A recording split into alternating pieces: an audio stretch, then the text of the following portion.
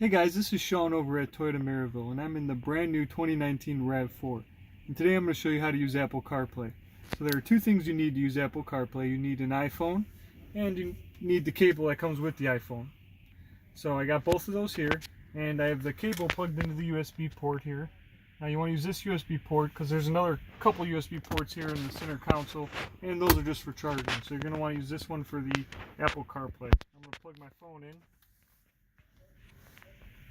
And in just a moment it should show up here on the touchscreen. There it is. So I'm going to put my phone down. I don't need that anymore.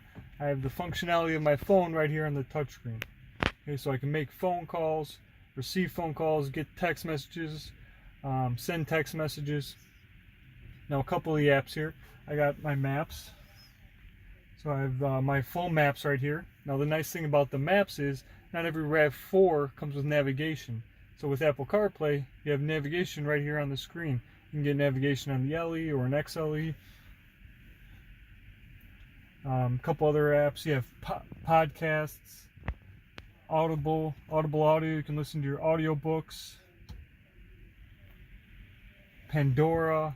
You have iHeartRadio, Spotify, a bunch of different radio apps.